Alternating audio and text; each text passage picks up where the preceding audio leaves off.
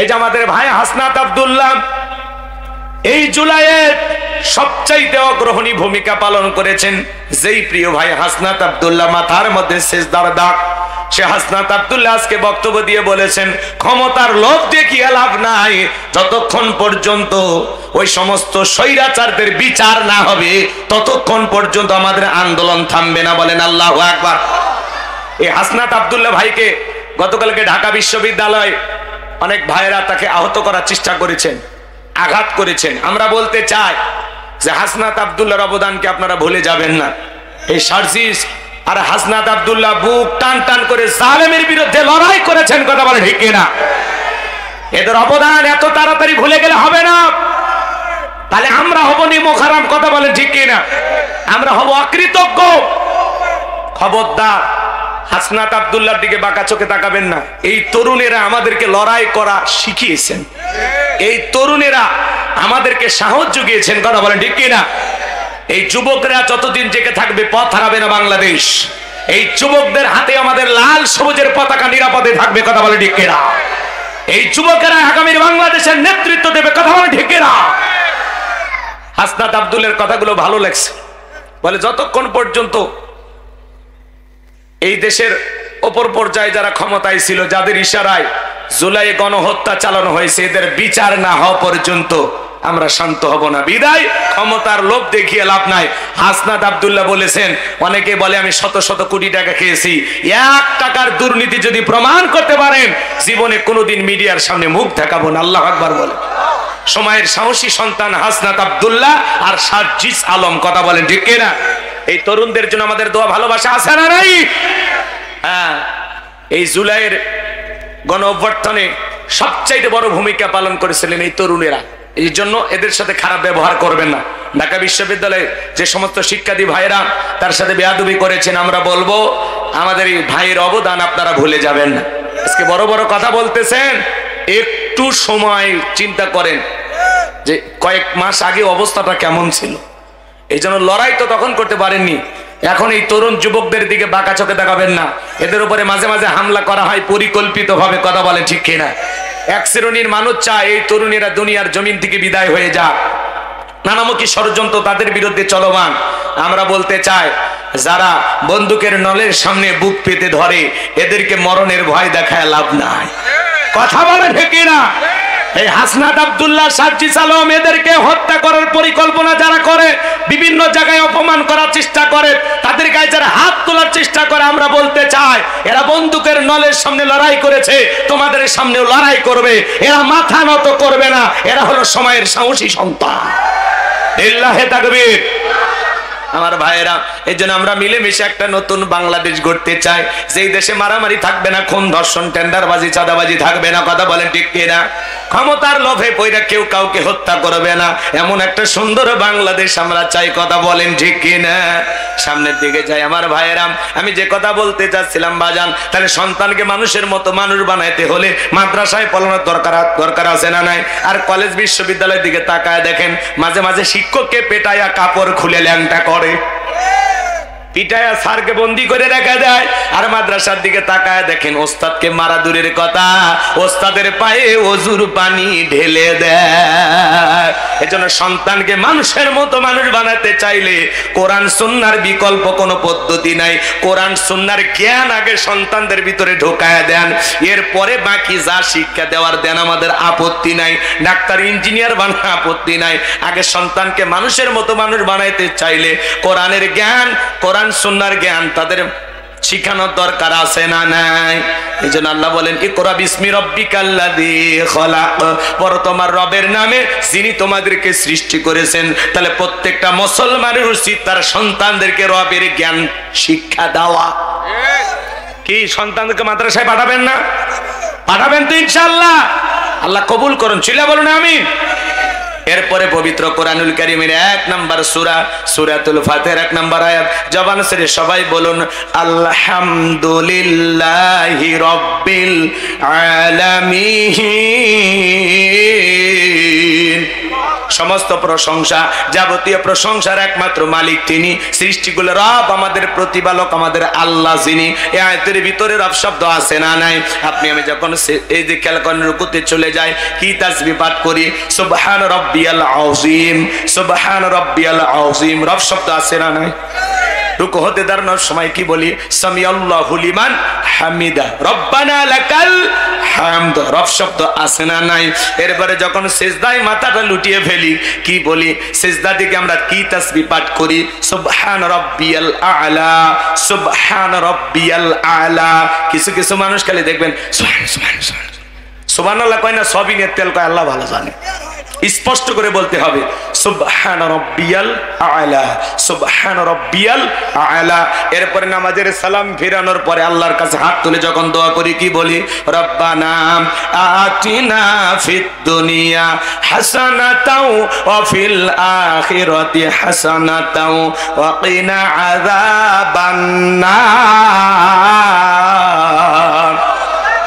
সূরা বাকারা 201 নম্বর আয়াত। আল্লাহর কাছে ডেকে বললাম, হে আমাদের রব, আমাদের দুনিয়ার কল্যাণ দান করো, আখিরাতের কল্যাণ দান করো, ওই কঠিন জাহান্নামের আগুন থেকে আমাদের মুক্তি দাও। তাহলে ইহকালের পরকালের কল্যাণ দেওয়ার একমাত্র মালিক কে? জাহান্নামের আগুন থেকে বাঁচানোর মালিক কে? পবিত্র কুরআনুল কারীমের সর্বশেষ যেই সূরা, সূরাটির নাম হলো নাস, তার 1 নম্বর আয়াত, কুল আউযু বিরাব্বিন নাস। আয়াতের ভিতরে রব শব্দ আছে না নাই? জীবনের পরতে পরতে সব জায়গায় রব। আপনি আমি যেদিন মারা যাব, মসজিদের মাইকে যেদিন এলান জারি হবে, বাজান এই গ্রামের অমুক ব্যক্তি বেঁচে নাই, ইন্না লিল্লাহি ওয়া ইন্না ইলাইহি রাজিউন। আপনার আমার মৃত্যুর সংবাদ শোনার পরে ছেলেটা কেঁদে বলবে বাবা নাই, মেয়েটা কেঁদে বলবে বাবা নাই, প্রিয়তমা স্ত্রী কেঁদে বলবে আমার স্বামী নাই, মা বাবা এসে থাকলে বলবে কলিজার ধনটা হারাইলাম। আপনার আমার মৃত্যুর সংবাদ শোনার পরে চতুর্দিক আত্মীয় স্বজন সবাই ছুটে আসবে। এ বাজান যতই মহাব্বত ভালোবাসা থাক না কেন, রাত 12টার দিকে যদি আপনার বিবিটার পায়ে আপনার নিঃশ্বাসটা কাজ করতেছে না, বলেন তো বাজান কোন বিবি কি বলবে আমার স্বামী মারা গেছে, এখন রাত 12টা 1টা বেজে গেছে, কিছুক্ষণ পরে সকাল হবে না, আমার স্বামী মারা গেছে, আমি আমার মৃত স্বামীর কাছে সকাল পর্যন্ত একটু ঘুমায়া থাকি। বলেন তো বাজান 30-40 বছর যেই বিবির সাথে মহব্বত ভালোবাসায় দিয়ে সংসারটা করলেন, আপনার ইন্তিকালের পরে আপনার বিবি কি 2-4 ঘন্টা আপনার পাশে ঘুমাবে? কোনো বিবি ঘুমাবে না। চিৎকার মেরে ডেকে বলবে কে কোথায় আছে? অমুকের বাবা মারা গেছে, তাড়াতাড়ি ঘর থেকে বের করো। যেই দামি বিল্ডিংটা বানাইলেন বাজান, 1টা ঘন্টা ওই বিল্ডিং এর ভিতরে আপনাকে আর রাখবে না, আপনার লাশটা বের করবে। যে দামি টাইলস দিয়ে বাথরুমটা বানাইছেন বাজান, ওখানে আপনার জীবনের শেষ গোসলটা হবে না। মশারি টাঙাইয়া চকির উপরে শোয়া দিয়া দেখে রঙিন পোশাক খুইলা বড়ই পাতার গরম পানি দিয়া আপনাকে আমাকে উলঙ্গ করাইয়া গোসল করাইয়া দেবে। ছোট ছোট সন্তানগুলো কাঁদে আর বলে আম্মু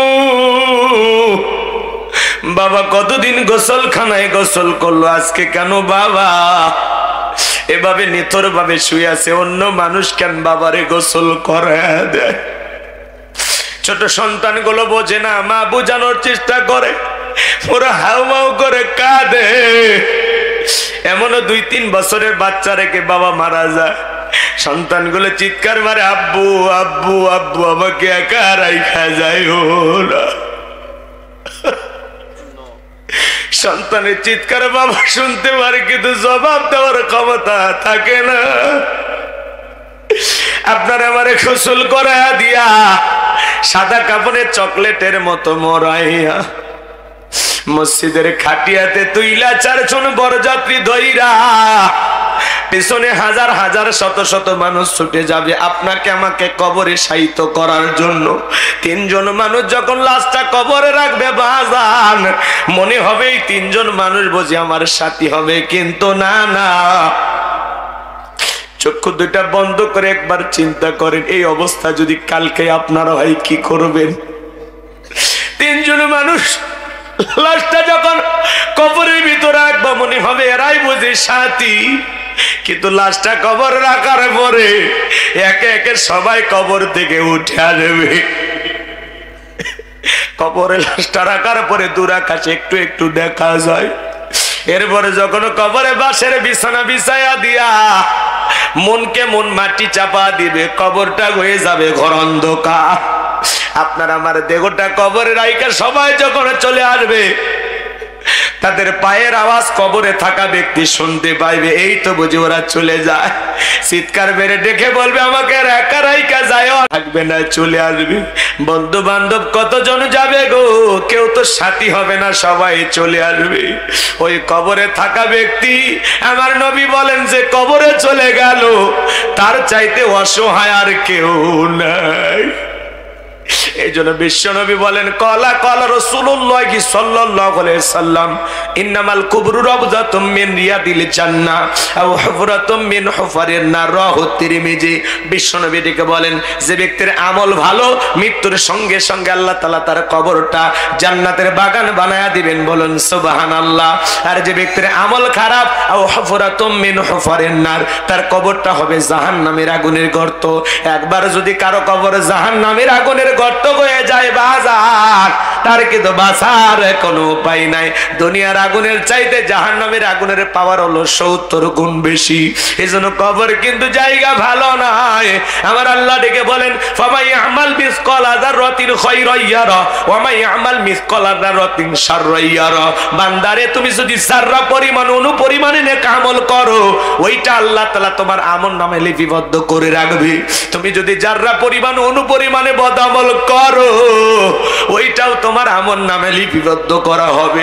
আর যারা গুনাহ নিয়ে একবার অন্ধকার কবরে যাবে, ওই কবরের ডানের মাটি বামে চলে যাবে, বামের মাটি ডানে চলে যাবে।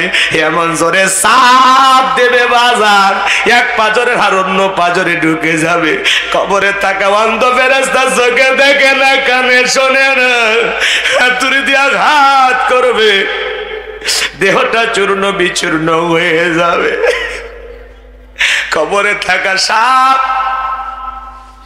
মারলে 70 হাত দেহটা নিচের ভিতরে চলে যাবে। কবর কিন্তু জায়গা ভালো না। আপনি আমি দুনিয়াতে কেউ থাকবো না বাজান, ওই কবরে কিন্তু আপনাকে আমাকে যাইতেই হবে। নবীর প্রিয় সাহাবী হযরত ওসমান রাদিয়াল্লাহু তাআলা আনহু, জান্নাতের সার্টিফিকেট প্রাপ্ত সাহাবী। এরপরে কবরস্থান দেখলেই কান্না করতেন হাউমাউ করে। মাঝে মাঝে কাঁদতে কাঁদতে কবরের পাশে অজ্ঞান হয়ে পড়ে যাইতেন হযরত ওসমান। জিজ্ঞাসা করা হয়, ও নবীর প্রিয় সাহাবী ওসমান, নবী যখন কবরের আলোচনা করে তখন তুমি এত অজ্ঞান হও না, কবর দেখে কেন তুমি অজ্ঞান হয়ে পড়ে যাও? হযরত ওসমান ডেকে বলে, এই কবর হলো প্রত্যেকটা মানুষের প্রথম মঞ্জিল, প্রথম ঘাঁটি, প্রথম স্টেশন। এই কবরে 3টা প্রশ্ন করা হবে। যে সঠিক উত্তর দিতে পারবে তার মিজান ফুলসিরাতে কোনো টেনশন নাই। যে উত্তর দিতে পারবে না, তার কিন্তু বাঁচার কোনো উপায় নাই, কারণ কবর হলো জায়গা ভালো না। কথা বলে না কেন? কবর জায়গা ভালো। 6 দিন পরে নখ খসে যাবে, 9 দিন পরে চুল। কবর গায়ের সামান নিতে কইরো না কেউ ভুল। 6 দিন পরে নখ খসে যাবে, 9 দিন পরে চুল। কবর গায়ের সামান নিতে কইরো না কেউ ভুল। কবর জায়গা ভালো নয়, কবর জায়গা ভালো নয়। আমল দিয়ে কবর গৃহ সাজিয়ে নিতে হয়। কথা বলে না? 17 দিনে পেট ফেটে শেষ পোকার খাদ্য হবে। 7 দিন পরে গোশত থাকবে না, কঙ্কাল পরে রবে। বাবা যায়, পেটটা ফেটে যাবে, পোকাগুলো কিলবিল করবে, নাক মুখ দিয়ে পোকাগুলো প্রবেশ করবে। সুন্দর চুল, সুন্দর গোশত, চামড়া সব খসে যাবে। কি দুর্গন্ধ! মাঝে মাঝে কত মানুষের কবর ভেঙে যায়, লাশটা পচে গেলে কি দুর্গন্ধ বের হয়। আল্লাহ, আমাদের কবর যেন এরকম না হয়। আল্লাহ, আমলের মেডিসিন নিয়ে যেন আমরা ঘুমাইতে পারি। কয়েকদিন আগে এক হাফেজ সাহেবের লাশ পাওয়া গেছে, 12-14 বছর আগে দাফন করেছে। যেমন লাশ তেমনি আছে। 17 দিনে পেট ফেটে শেষ পোকার খাদ্য হবে। 7 দিন পরে গোশ থাকবে না, কঙ্কাল পরে রবে। 90 দিন হাড়গুলি সব 90 দিন হাড়গুলি সব আলাদা হয়ে রয়। কবর জায়গা ভালো নয়, কবর জায়গা ভালো নয়। আমল দিয়ে কবর গৃহ সাজিয়ে নিতে হয়। জোরে বলেন মারহাবা। ওই কবরের ভিতরে আপনাকে আমাকে প্রশ্ন করা হবে, মার রব্বুকা, তোমার রব কি? প্রশ্নের ভিতরে রব শব্দ আছে না নাই? জীবনের পরতে পরতে সব জায়গায় রব। কবরে ঢোকা মাত্র আল্লাহ তাআলা ফেরেশতারা আপনাকে আমাকে প্রশ্ন করবে, মার রব্বুকা, তোমার রব কি? যারা এই দুনিয়ার রবের বিধান মেনেছে, রবকে এদিক খেয়াল করেন, রবের বিধান মোতাবেক চলেছে, যারা এই দুনিয়ার জমিনে রবের গোলামি করেছে, যারা খাঁটি মুমিন মুত্তাকি আল্লাহর প্রিয় নেককার বান্দা, নেক আমল করে কবরে যাবে যারা, কবরের প্রশ্নের সঠিক উত্তর দিতে পারবে তারা বলুন আল্লাহু আকবার। ওই নেককার মুমিন মুত্তাকি বান্দাকে যখন জিজ্ঞাসা করা হবে, মার রব্বুকা, তোমার রব কি? আল্লাহ সেই নেককার বান্দা জবাব দিয়ে বলবে, রব্বি আল্লাহ, রব্বি আল্লাহ, আমার রব আমার আল্লাহ। আল্লাহু আকবার বলেন। কিন্তু যারা গুনাহগার, নাফরমান, বেঈমান, আল্লাহর অবাধ্য গোলাম, যারা বলেছিল খাও দাও ফুর্তি করো, দুনিয়াটা মস্ত বড়, যারা শয়তানের ওয়াসওয়াসায় পড়ে মিসগাইড হয়েছিল, ভুল পথে পরিচালিত হয়েছিল, ভুল ইনফরমেশন পেয়েছিল, ওই গুনাহ করতে করতে গুনাহের সাগরে হাবুডুবু খাইতে খাইতে মারা যাবে যারা, তাদেরকে যখন প্রশ্ন করা হবে মার রব্বুকা, তোমার রবকে, তারা ফেল ফেল করে তাকিয়ে থাকবে, উত্তর দেওয়ার ক্ষমতা থাকবে না। এই জন্য কবরে নেক আমল ছাড়া আপনার আমার কোনো দাম নাই। কোন দল করতেন, কোন দলের সভাপতি সেক্রেটারি ছিলেন, কবর এটা দেখে না, কবর দেখে নেক আমল। আপনি রিক্সা চালক, ভ্যান চালক যদি হন, আপনি যদি কুড়ে ঘরে বসবাস করেন, দিন মজুর হন, আপনার যদি আমল ভালো থাকে, কবরে আপনার দাম আছে। আর দুনিয়াতে চেয়ারম্যান, এমপি, মন্ত্রী, অনেক কিছু ছিলেন, প্রধানমন্ত্রীও ছিলেন, কিন্তু কবরে চলে গেলেন, নেক আমল ছিল না, কবরে আপনার 4 পয়সা দাম নাই। কথা বলে না কেন?